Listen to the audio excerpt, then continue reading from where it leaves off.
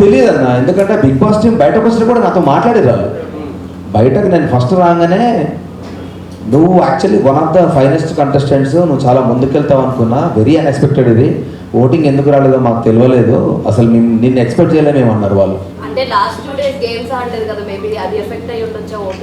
అదే అంటున్నా, వాళ్ళు అదే అన్నారు, వాళ్ళు కూడా అదే క్వశ్చన్ అన్నారు, నువ్వు వస్తావని ఎక్స్పెక్ట్ చేయలేదు. ఇప్పుడు ఒకటమ్మా, మనం 105 days ఉంది, ఈ ఒకటే గేమ్ తోటి పంపిస్తారని అయితే మనకు ఉండదు. కాకపోతే వాళ్ళు ఏం చూపించారు, జనాలకు ఏమర్థమైంది అన్నది ఒకటి ఉంటుంది.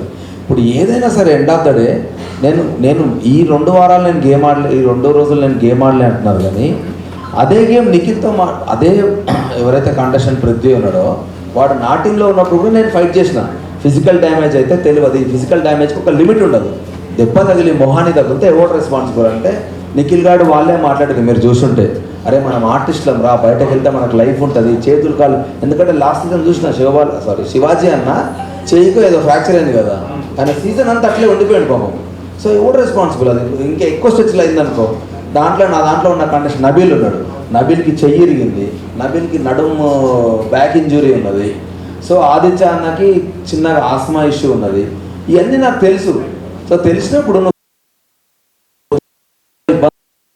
నా కాంటెక్స్ట్ ఉండేది. సో దానివల్ల తీసేసినట్టే దట్స్ ఓకే, ఇంకా మనం ఏం చేయలేము. ఎందుకంటే ముందే చెప్పిన, ఆడియన్స్కి నచ్చిన రోజులు వస్తారు, నచ్చిన రోజు తీసేస్తారు. సో నచ్చినప్పుడు మనం ఎంత యాక్సెప్ట్ చేస్తామో, నచ్చినప్పుడు కూడా అంతే హ్యాపీగా బయటకు వచ్చేయాలి. చేయలేదు.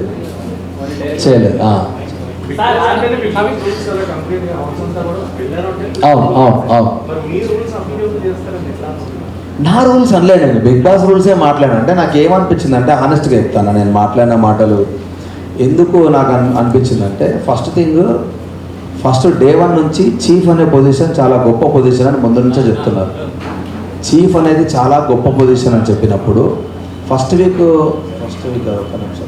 సెకండ్ వీక్లో నేను నామినేషన్ చేస్తున్నప్పుడు డైరెక్ట్ ఒక క్వశ్చన్ అడిగినాను బిగ్ బాస్. విష్ణుప్రియని నాగార్జున గారు చెప్పిన పాయింట్ మీద నువ్వు నామినేట్ చేస్తున్నావు,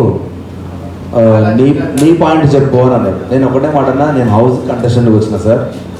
నాగార్జున గారు పబ్లిక్ అందరూ అది అనుకుంటున్నారు కాబట్టి చెప్పుకుంటాడు. సో పబ్లిక్ అందరూ నువ్వు హౌస్లో డౌన్ ఉన్నావు అని చెప్పి అన్నప్పుడు ఇంకా నువ్వు హౌస్కి ఎందుకన్నది నా పాయింట్. నామినేషన్ నా సెల్ఫ్ గురించి ఎందుకు వేస్తాను, నీతో నాకు గొడవ ఉంటే నేను ఎందుకు వేస్తాను, గేమ్ గురించే మాట్లాడాలి కదా. ఆ పర్స్పెక్టివ్లో మాట్లాడినా నామినేషన్ అనేది హౌస్కి అవసరం లేదు, ఆడియన్స్ నిన్ను హౌస్కి అవసరం లేదు అనుకున్నారు కాబట్టి సార్ నిన్ను ఫ్లాప్ దాంట్లో పెట్టండి. సో ఆడియన్స్ అనుకున్న తర్వాత డెఫినెట్లీ హౌస్కి ఎందుకు ఇంకా అన్నది నా పాయింట్, ఎందుకంటే గేమ్ ఆడేదే. సో ఆ పర్స్పెక్టివ్లో నేనేం చెప్పినా అంటే, చీఫ్ అనేది అంత గొప్ప పొజిషన్ అయినప్పుడు, చీఫ్ని జనాలందరూ ఎన్నుకున్నప్పుడు, చీఫ్ అనేటువంటి ఒక లీడర్ అయినప్పుడు, లీడర్ హౌస్కి అవసరం లేదని ఎట్లా అంటారు? అది నా పాయింట్ ఉండే. కాకపోతే మీరు ఏం చెప్పవచ్చు అంటే, ఇప్పుడు ఇద్దరు చీఫ్లు ఉన్నారు, ఒక్కడే నామినేషన్లో ఉంటాడు, ఇంకొకడు నామినేషన్లో ఉంటాడు అంటే అది నాకు ఫెయిర్ అనిపించేది. కానీ నువ్వు ఇద్దరు నామినేషన్ వచ్చినాక, నామినేషన్స్ అన్నీ అయిపోయినాక నువ్వు డైరెక్ట్ ఎలిమినేట్ అవ్వాలి అని అంటే అది నాకు కంప్లీట్లీ అన్ఫేర్ అనిపించింది. చీఫ్ గొప్ప పొజిషన్ అని మీరే చెప్పుకుంటా ఆ చీఫ్ నామినేట్ చేసుకోవాలి అన్న కాంటెక్స్ట్ నాకు నచ్చలేదు. సో అట్లా ఒకదాని మీద లింక్ అప్ అయింది. ఇంకోటి, ఆ వీడియో ఏదైతే మొత్తం ప్లే చేసినారో, నాకు నువ్వు వాడున్నాయన్నా, దాంట్లో 80% మేము జోక్గా మాట్లాడుకునే ఉన్నాయి, ఒక 2-3 నేను సీరియస్గా మాట్లాడినా, దాని పక్కన మిగతా జోక్గా మాట్లాడినాయన్నీ యాడ్ ఆన్ చేసి మ్యూజిక్ యాడ్ చేసారు. ఆ జోక్గా మాట్లాడిన దాంట్లో ఫన్నీయెస్ట్ థింగ్ ఏంటంటే, నాకంటే అవమానంగా మాట్లాడిన చాలామంది ఉన్నారు. అవి ఇప్పుడు వాళ్ళ పేరు చెప్పాలి, లోపల ఉన్నారు కాబట్టి, కానీ వాళ్ళు డైరెక్ట్ చాలా ఘోరంగా మాట్లాడారు. ఇదేం ఇంకా మాట్లాడొద్దులే కానీ మళ్ళీ వాళ్ళ గురించి ఎందుకు అవుతుంది, కానీ వాళ్ళు ఇంకా టూ మచ్గా మాట్లాడారు. నేనన్నా మజాక్లో మాట్లాడినా, వాళ్ళు చాలా సీరియస్గా ఉన్నారు. నేనుండా, నాకేం అవసరము, ఏదో షోనా, ఇట్లా మాట్లాడే వాళ్ళు ఉన్నారు.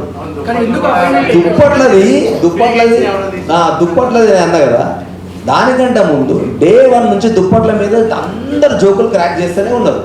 నేను ఎలిమినేట్ అవ్వడం వల్ల నా డైలాగ్ లేచారు, కానీ నాకంటే ఇంకా అత్వారంగా మాట్లాడిన వాళ్ళు ఉన్నారు. లైట్ అన్న దానికి ప్లీజ్.